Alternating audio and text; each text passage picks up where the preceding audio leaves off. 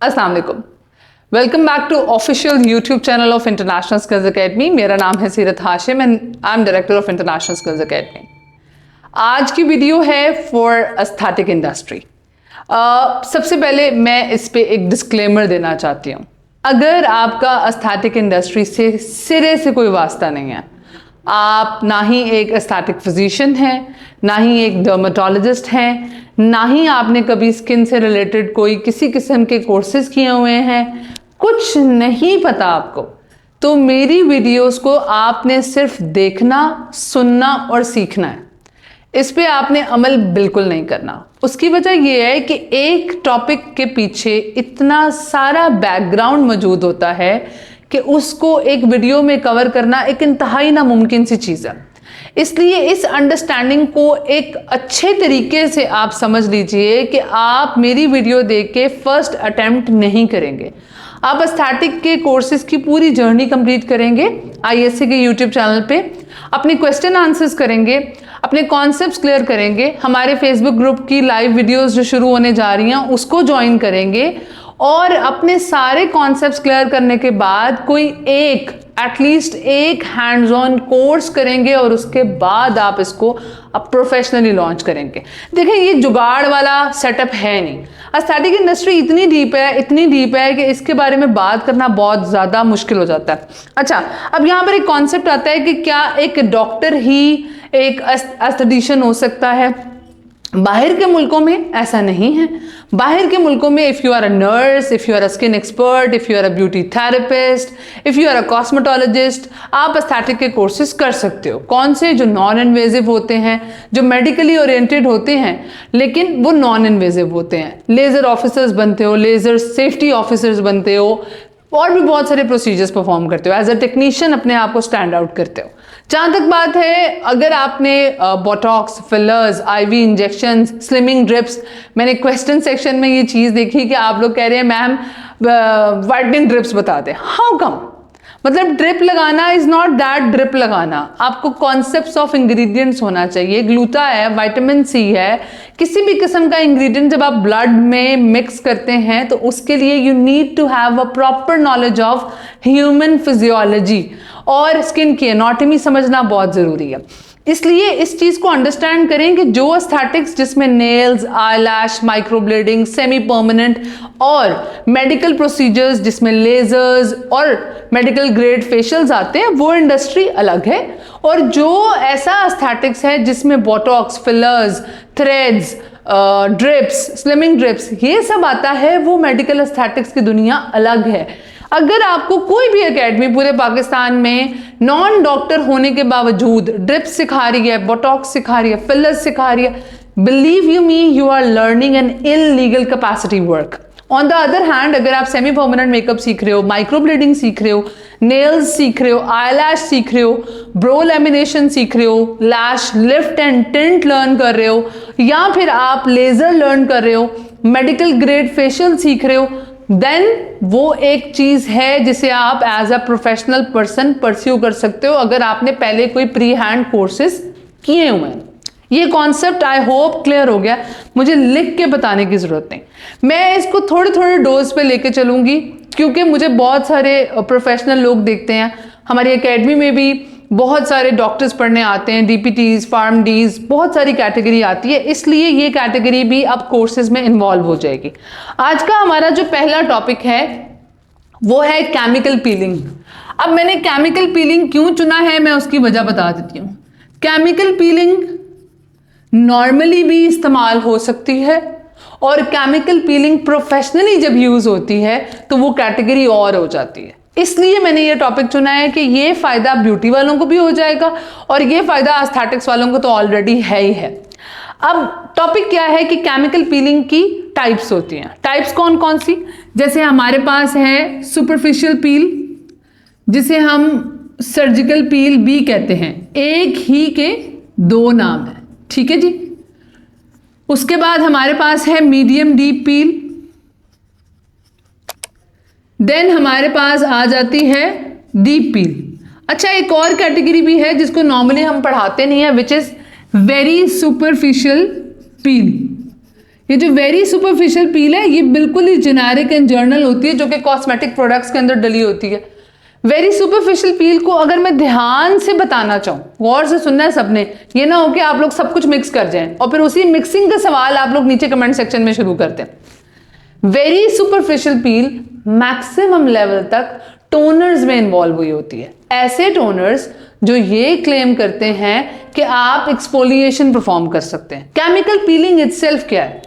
A chemical which performs piling on your upper layer, आपकी outer most layer पे piling perform करता है। लेकिन अगर ये मीडियम डीप पील हो तो इसके इफेक्ट्स डर्मिस तक जाते हैं, और अगर ये डीप पील हो तो इसके इफेक्ट्स हाइपोडर्मिस तक भी जाते हैं। लेकिन डीप पील तो हमारा टॉपिक ही नहीं, क्योंकि ये है प्लास्टिक सर्जन्स के लिए।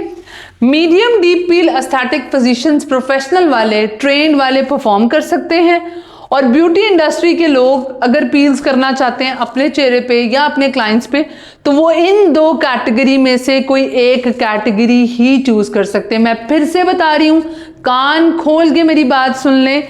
ये कैटेगरी है एस्थेटिक्स इंडस्ट्री के ट्रेंड लोगों के लिए, ये आपके लिए नहीं है, क्योंकि इसके कुछ आफ्टर इफेक्ट्स होते हैं जिसे आप अपने पेशेंट को रिलैक्स करके यूज करवा सकते हो अगर आप एक ट्रेंड एस्थेटिक फिजिशियन हो या एक एस्थेटिशियन हो, जो भी हो।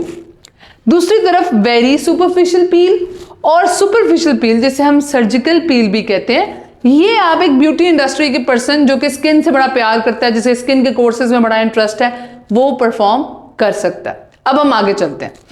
पहली बात तो ये कि स्क्रबिंग का जमाना अब गया, क्योंकि स्क्रबिंग के टाइम जब पहले स्क्रबिंग होती थी तब स्किन भी अच्छी क्वालिटी की होती थी, स्किन पे उतने प्रॉब्लम्स नहीं होते थे। अब आपने देखा है कितना, आज मैं चेक कर रही थी कि AQI इस वक्त लाहौर का जो है वो 676 है, यानी पोल्यूशन के एक आखिरी भरमार पे हम लोग इस वक्त मौजूद हैं।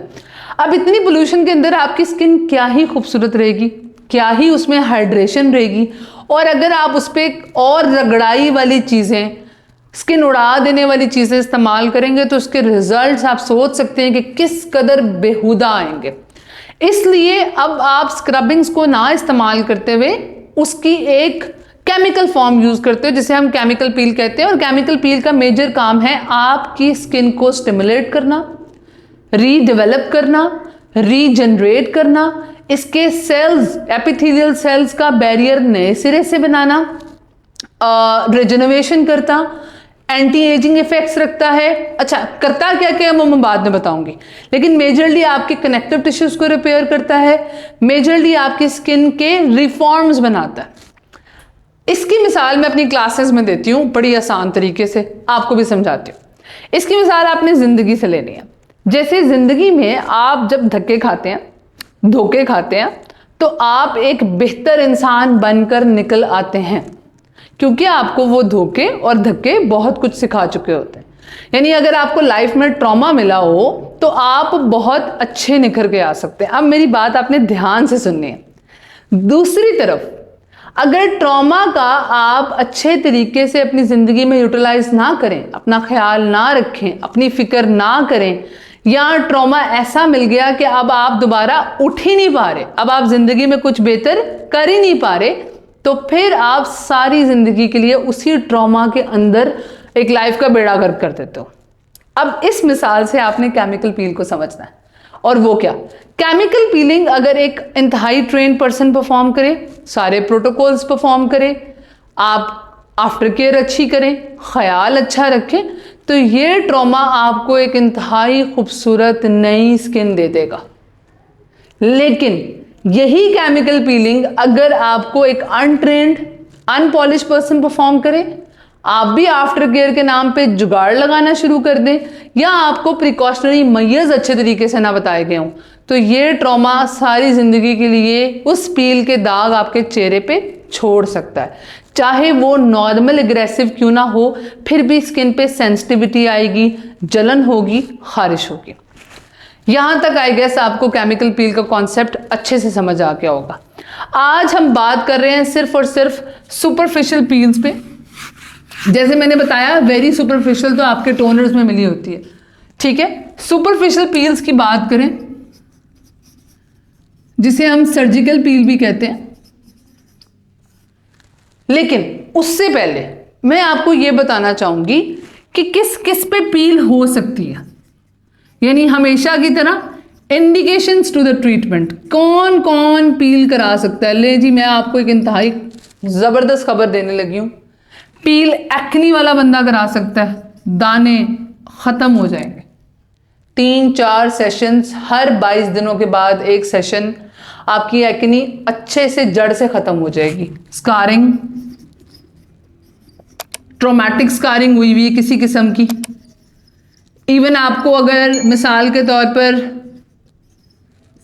ब्लैक हेड्स हैं, वाइट हेड्स हैं, पिगमेंटेशन है, एजिंग इश्यूज हैं, चेहरे पे अभी अभी फाइन लाइंस बनना शुरू हुई हैं, रिंकल्स हैं, ठीक है, आपके फेस पे मुख्तलिफ जगह पे छोटी छोटी फाइन लाइंस और रिंकल्स बनना शुरू हो गए, नोजलेबल फोल्ड्स बन गए। इन तमाम तर चीज़ों के लिए केमिकल पीलिंग इज 100% इफेक्टिव। इसलिए आपने अब मेरी आगे बताई हुई बातों पे गौर करना है और फिर हम इसकी परफॉर्मेंस की तरफ भी जाएंगे।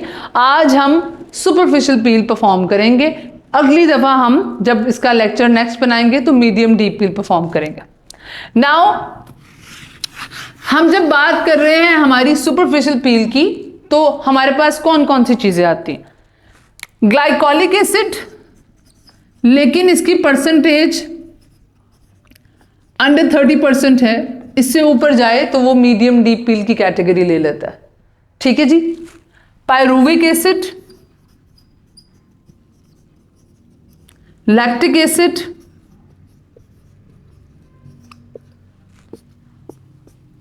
सैलिसिलिक एसिड, ये मैं आपको सुपरफिशियल पील्स की टाइप बता रही हूं। मुझे पता है, मुझे आइडिया है कि जहां आप YouTube पे एंटरटेनमेंट देख रहे हैं, व्लॉगिंग देख रहे हैं, मेकअप की ट्रांसफॉर्मेशन देख रहे हैं, एक सांवली बंदी को एकदम से गोरा कर दिया गया, बड़े बड़े हेयर स्टाइल्स देख रहे हैं, वहां मैं कहाँ आपको वाइट बोर्ड पे खड़े होकर एस्थेटिक इंडस्ट्री के बारे में समझा रही हूँ। बट मेरी वीडियोस प्योरली एजुकेशनल पर्पस के लिए बनाई जाती हैं। मेरा कंसर्न उन तमाम तर लड़कियों से है, उन तमाम तर यंग डूड्स, हमारी सारी लड़कियां जवान होती हैं, सब औरतें जवान हैं, तो उन सब से मेरा इस वक्त ताल्लुक है जो लर्न करना चाहती हैं। तो मैंने ये देखा कि आप लोग ना वीडियो शेयर करते हैं, ना चैनल सब्सक्राइब कर रहे हैं। अभी भी एक ह्यूज परसेंटेज है जो कि बिना सब्सक्राइब किए चैनल देख रही है। वीडियोस मुझे तो फॉर यू पर, यार आप लोग टिकटॉक पे क्लिप्स बना के भी लगा सकते हो। Spread the word so more of the people can reach. हर रोज एक नई स्टोरी होती है कि जी हमारे तो पैसे ज़ाया हो गए। Back to the lecture. हमारे पास उसके बाद एक और टाइप आती है विच इज मैंडेलिक एसिड। ये मैं आपको टाइप्स बता रही हूं। अंडर 10% 20% रेशो, अंडर 10% 20% रेशो, ये केमिकल पील्स सुपरफिशियल पील्स का काम करती हैं। सबका अपना अपना पर्पस है। मिसाल के तौर पर एक ओवरव्यू ले लेते हैं। Glycolic acid pigmentation, ageing, blackheads, whiteheads, इन सब चीज़ों के लिए काम करता। दूसरी तरफ पायरुविक एसिड हमारा थोड़ा सटल वाला, थोड़ा सेंसिटिव स्किन के लिए इस्तेमाल होने वाला एसिड है।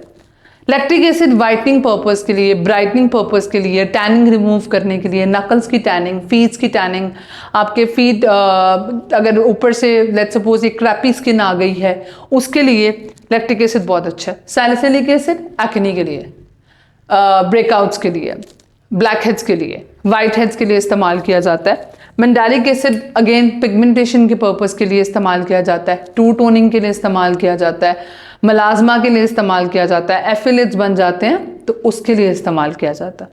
प्रोसेस क्या है? प्रोसेस ऐसा करते हैं, लिखने की बजाय हम परफॉर्म करके देख लेंगे। आफ्टर केयर मैं आपको परफॉर्मेंस के दरमियान में बताती जाऊंगी, आपने परफॉर्मेंस देखनी है। आज अब एक इंतहाई सुपरफिशियल पील पकड़ रहे हैं, उस ब्रांड का आपको भी पता है, लेकिन उसको परफॉर्म करने का मेरा मकसद क्या है, मैं आपको स्टेप बाय स्टेप लेके चलना चाह रही हूँ। उसमें आप गलतियां क्या करते हैं, मैं बात कर रही हूँ द ऑर्डिनरी के AHA BHA सोल्यूशन की, मैं उसके बारे में आपको पूरी तफसील से बताती हूँ। चलते हैं अपनी डिमॉन्स्ट्रेशन की तरफ।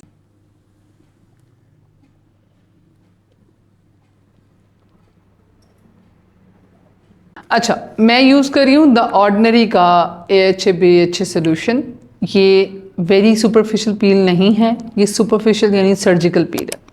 अच्छा, इस पे जो मेंशन है फ्रंट पे वो है AHA 30%, BHA 2% peeling solution, 10 minutes exfoliating facial और 3.6 pH बताता है, यानी ये एसिडिक इन नेचर है।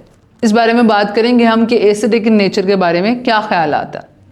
नाउ इसको इस्तेमाल करने के तरीके से बहुत सारा इशू आता है। Let's suppose the ordinary brand अगर ख़ुद भी बताता है कि मुझे ऐसे यूज़ करें, 10 मिनट लगाएं, तो 10 मिनट हर स्किन टाइप के लिए वेरिएंटली पॉसिबल नहीं है, क्योंकि हर स्किन की कैपेसिटी ऑफ मेंटेनेंस या कैपेसिटी ऑफ सेंसिटिविटी एक डिफरेंट प्रोटोकॉल रखती है। सबसे पहले स्किन 100% ड्राई होनी चाहिए। उसके बाद जब आप प्रोडक्ट लें तो आप मेक श्योर करें कि वो आप अच्छे से शेक करेंगे, ठीक है। ये आप हफ्ते में एक दफ़ा नहीं, लेकिन 15 दिनों में एक दफ़ा इस्तेमाल कर सकते हैं। ठीक हो गया। मैंने जब ये चेहरे पे लगाना है, उससे पहले मैंने इसको शेक कर लिया। अब ये पील लगाने का जो मैंने इंटरनेट पे ऑल ओवर तरीका देखा है वो क्या है कि आपने ड्रॉप पे लगाया, ऐसे फैलाया और आपने इसको इस्तेमाल कर लिया।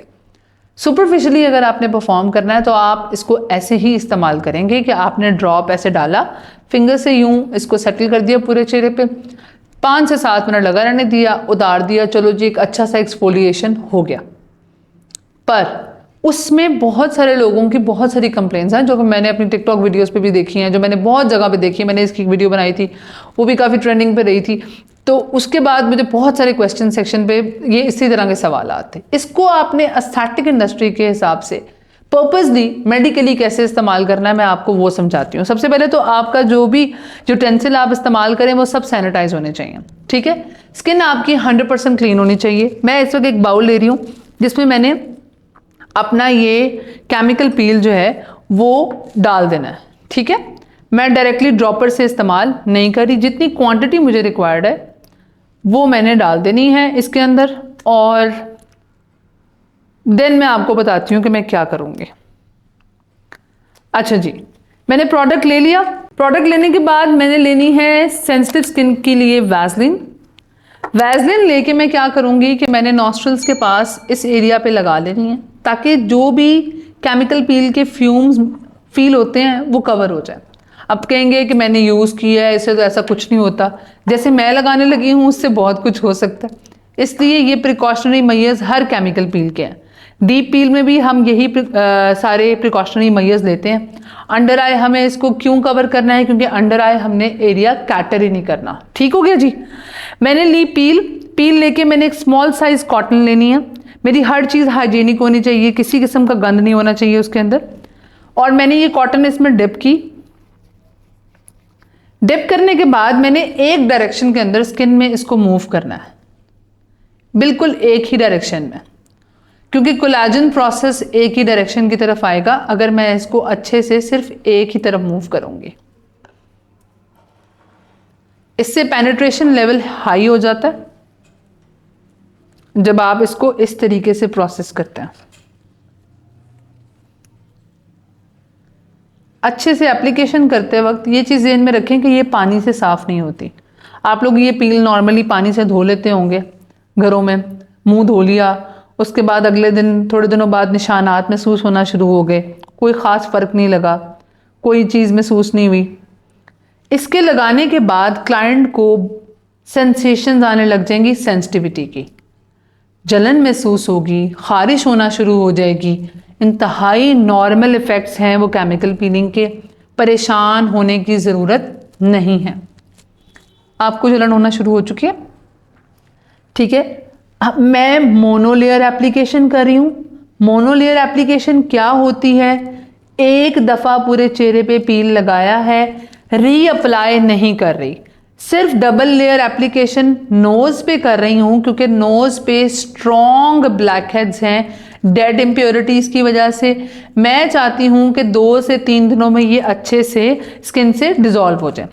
दूसरी तरफ मैं अपना न्यूट्रलाइज़र रेडी करूँगी पील्स के साथ। ओरिजिनली तो प्रोफेशनली हमारे पास न्यूट्रलाइज़र आता है, लेकिन ये पील चूंकि सुपरफिशियल पील है और द ऑर्डिनरी सोल्यूशन ने कोई ऐसा हमें दिया नहीं हुआ सोल्यूशन, तो हम क्या कर रहे हैं, हम नॉर्मल सलाइन वाटर ले रहे हैं।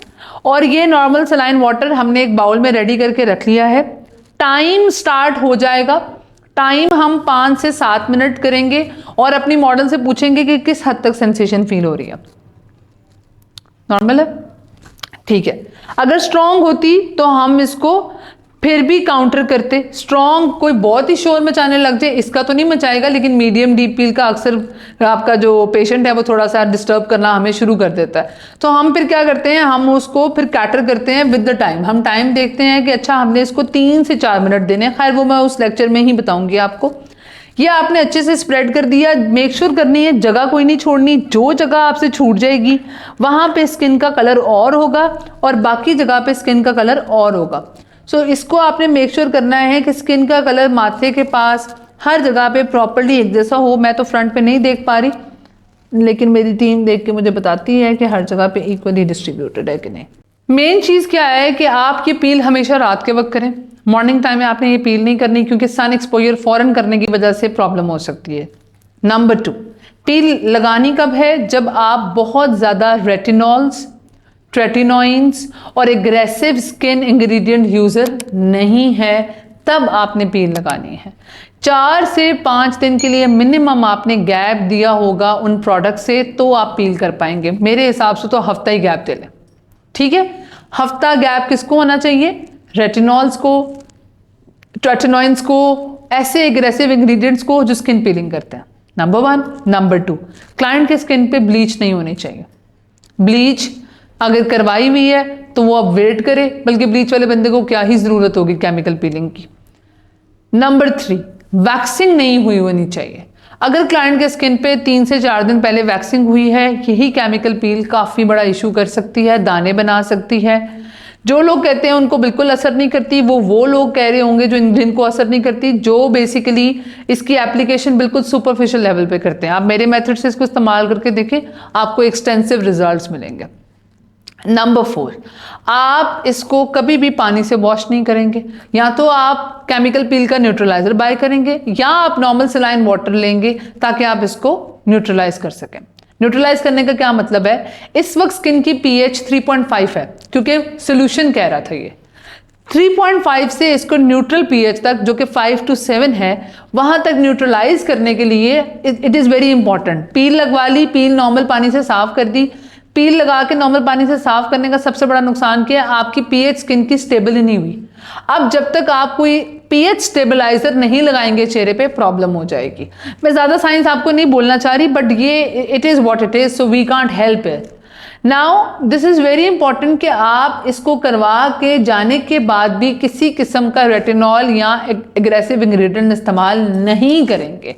आप 2 से 3 दिन आफ्टर केयर के अंदर सनस्क्रीन और मॉइस्चराइजर का इस्तेमाल रखेंगे। दैट्स इट, ठीक है। या किसी हाइड्रेटिंग सीरम का भी बीच में यूटिलाइज कर सकते हैं। हाइड्रेटिंग सीरम से याद आया कि अगर आप पील्स को इतना पसंद नहीं करते, या आपको लगता है कि आपकी स्किन ज़्यादा डर्टी हो जाती है, या आप मेकअप करते हैं और आप मेकअप नहीं करते मिसाल के तौर पर, और आप ज़्यादा लंबी स्किन केयर में नहीं जाना चाहते, तो we are launching very soon our own toner. हमारा ब्रांड पहले भी चल रहा था, बट हमने उसको डिसकंटिन्यू कर दिया था due to the results and some sampling issues. अब हमारा टोनर और हाइड्रेटिंग सीरम बहुत जल्दी लॉन्च होने जा रहा है। उसके नाम अभी एक्सपोज नहीं किए हुए, आप यहीं पे यूट्यूब पे उसकी प्रॉपर इंशाल्लाह आपको लॉन्च करके दिखाएंगे, बताएंगे उसके क्या फ़ायदे हैं, रियल टाइम रिजल्ट्स भी दिखाएंगे। उसको अपनी स्किन केयर में ज़रूर इन्वॉल्व कीजिएगा। इसका टाइम पीरियड कंप्लीट होते ही मैं इसको अच्छे से न्यूट्रलाइज आपके सामने करती हूँ और आपने रिजल्ट्स राइट अवे देखते हैं। टाइम पूरा हो चुका है, हमने इसको ऑफिशियली 7 मिनट्स दिए हैं, इससे ज़्यादा की रिक्वायरमेंट हमारी थी नहीं अभी। अब हम इसको न्यूट्रलाइज करना शुरू करेंगे। न्यूट्रलाइज करने का तरीका भी यही है कि हमने नॉर्मल सलाइन वाटर लिया है, ठीक है। मैंने न्यूट्रलाइज़र से सिर्फ इस वक्त इसलिए नहीं किया क्योंकि मुझे ये अंदाज़ा है कि अगर मैंने न्यूट्रलाइज़र से इस वक्त किया होता तो फिर आप लोगों ने कहना था कि आपका रिजल्ट इसलिए ऐसा आया क्योंकि आपने न्यूट्रलाइज़र यूज़ किया। स्किन की क्वालिटी अभी से ही नज़र आने लग गई है, कोई छुपी हुई चीज़ नहीं है। इस वक्त आप देख सकते हैं कि it's a glazed donut now. इंतहाई फ्रेश और वाइब्रेंट फील आने लग भी गई है। मैं अभी आपको साफ करके दिखाती हूँ। न्यूट्रलाइज कब तक करना है? जब तक पीएच स्टेबल नहीं होती। कैसे पता लगेगा? स्किन से हीट जनरेट होना बंद हो जाएगी, क्लाइंट को इचिंग ख़त्म हो जाएगी, पहले से काफ़ी बेहतर सिचुएशन हो जाएगी, ठीक है। अच्छे से तब तक आपने इसको न्यूट्रलाइज करते रहना है। एकदम से पीएच स्टेबल नहीं होती, केमिकल पील में एकदम से पीएच स्टेबल नहीं होती, आई रिपीट। इसलिए जल्दबाजी से ये काम नहीं होने, आपको तसल्ली से ही ये पीएच स्टेबलाइजेशन करनी होगी। ये तो अभी इतनी एग्रेसिव पील नहीं है, एग्रेसिव पील्स में तो फ्रॉस्टिंग भी होती है, तो उसके तो रिजल्ट्स फिर और भी डायनामिक और इंतहाई आला आते हैं। मैंने सर्दियों में ही ये लेक्चर क्यों शूट किया है, क्योंकि सर्दियाँ आने वाली हैं। अब this is the best season two perform piling on skin. Summers में ये रिकमेंडेड नहीं है, क्योंकि समर में स्किन बहुत इची हो चुकी होती है और इंतहाई बुरे हालात हो चुके होते हैं। सो इसलिए हमें उसका ध्यान रखना है कि हमने सीज़न राइट चूज़ करना है। थोड़ी बहुत जो रेडनेस आई है वो हमारी चली जाएगी with in the down time. अब हम चेहरे को एक दफ़ा नीट करके आपको दिखाते हैं, साफ करके दिखाते हैं। मैं ये गॉज से कर रही हूँ। आप स्किन की क्वालिटी देखें, पहले वाली ड्राइनेस, पहले वाली स्ट्रक्चर हालत ठीक है। अभी हमारे प्रोमिनेंट ब्लैकहेड्स हैं, लेकिन इसके साथ कोई कॉकटेल ट्रीटमेंट करके हम ये अलग से रिमूव कर सकते हैं। अभी चूंकि हम ये नहीं सीख रहे, इसलिए हम उस बारे में बात ही नहीं कर रहे। See the condition of the skin. थोड़ा सा स्माइल कीजिएगा प्लीज़, थोड़ा सा और। ये देखें, you can see the glow. ये आफ्टर देखें, ये राइट अवे है। We will apply a good moisturiser. Moisturiser should be non comedogenic, ठीक है। और मॉइस्चराइज़र लगाने के बाद हम इसको सनस्क्रीन अप्लाई कर देंगे और दैट्स इट। ये केमिकल पील का वो रिज़ल्ट है जो कि आपका भी आना चाहिए। आपको केमिकल पील को लेके जितने भी प्रॉब्लम्स आते हैं कमेंट सेक्शन में, लेकिन वीडियो पूरी देखने के बाद। अगर अभी तक आप लोगों ने ISA का ऑफिशियल फेसबुक ग्रुप ज्वाइन नहीं किया, कर लीजिए। उसकी क्या रीज़न है? उसकी ये रीज़न है कि वहाँ पर लाइव वीडियोस हुआ करेंगी और लाइव वीडियोस के अंदर you will get lots of knowledge. मैं बहुत ज़्यादा तो नहीं आऊँगी, लेकिन मैं मेक श्योर करूँगी कि मैं हफ्ते में एक दफ़ा लाइव ज़रूर आऊँ। और अगर आपके पास भी कोई टैलेंट है और आप भी उसको हमारे ऑफिशियल फेसबुक ग्रुप में शेयर करना चाहते हो, तो आप उसके लिए भी राब्ता कर सकते हैं। वीडियो को लाइक करना, कमेंट करना अगर आप चाहें ज़रूर करें, लेकिन चैनल को सब्सक्राइब करना बहुत ही इम्पॉर्टेंट है। वीडियो को शेयर करना भी बहुत इम्पॉर्टेंट है। ये था सब कुछ केमिकल पील के लिए। आज के लिए दीजिए मुझे इजाज़त। तब तक के लिए सीखते रहें और सिखाते रहें।